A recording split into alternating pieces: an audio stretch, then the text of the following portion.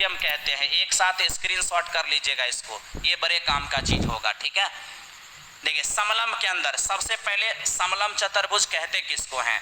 समलम चतुर्भुज वो चतुर्भुज है जिसका एक जोड़ा भुजा समांतर होता है।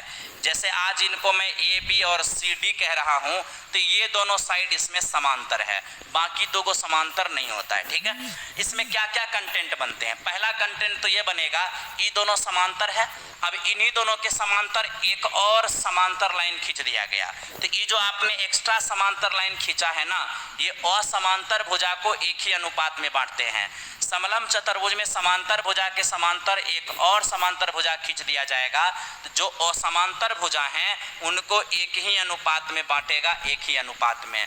मतलब जो एपी और बटे पीडी होगा वही बीक्यू और क्यूसी होगा, वही बीक्यू और क्यूसी होगा। इस बात को ध्यान रखिएगा।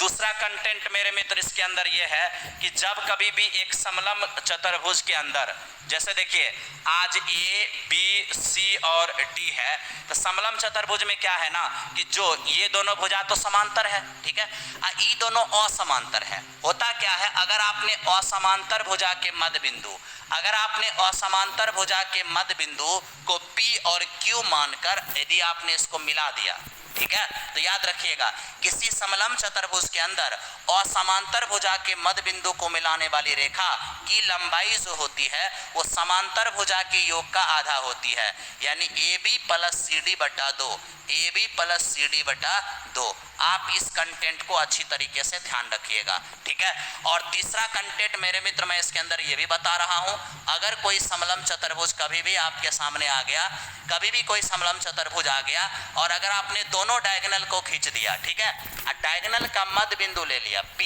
डायगोनल का मध्य बिंदु ले लिया Q और इसको मिला दिया, तो विकर्ण के मध्य बिंदु को मिलाने वाली रेखा की लंबाई समांतर भुजा के अंतर का आधा होता है, यानी बड़े में से छोटा घटा करके और उसको आधा कर दीजिएगा। ठीक है, अगर आपने असमांतर भुजा के मध्य बिंदु को मिलाया तो समांतर भुजा के योग का आधा, विकर्ण के मध्य बिंदु को मिला दिया तो समांतर भुजा के अंतर का आधा। ये बात आप अच्छी तरह से ध्यान रखिएगा। एक तो ये कंटेंट हो गया, इसके बाद एक और कंटेंट मैं आपको देता हूं, उसको भी आप ध्यान रखिएगा।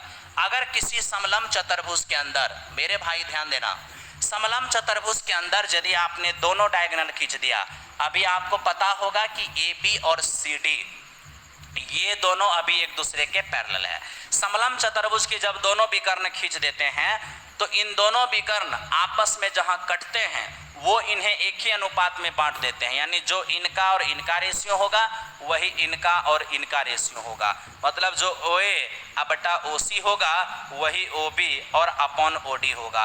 ये बड़े काम का चीज है बेटा, इस पर बहुत फोकस करिएगा।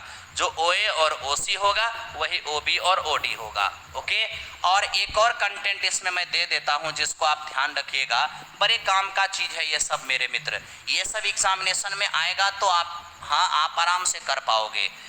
देखिए जैसे कि अभी एक सबसे शानदार कंटेंट इसमें बताता हूं, कंटेंट क्या है, एक समलम चतुर्भुज के अंदर कभी भी आपसे पूछ देगा विकर्णों का योग। देखिए समलम चतुर्भुज का विकर्ण AC है और क्या है ये BD है, तो अगर विकर्ण के वर्गों का योग AC और BD के वर्गों का योग होगा, तो देखिए समलम चतुर्भुज के विकर्ण के वर्गों का योग और समांतर भुजा का स्क्वायर, जो समांतर नहीं है उसका स्क्वायर, प्लस 2 इंटू समांतर भुजा का गुणनफल, ये दोनों समांतर है अभी, समांतर भुजा का गुणनफल यानी AB इंटू CD। ये बड़े काम का चीज है, आप इनको भी दोस्त मेरे फोकस करके रखिएगा। ठीक है, इससे ज्यादा प्रश्न आपके एग्जामिनेशन में इसमें से नहीं आता है।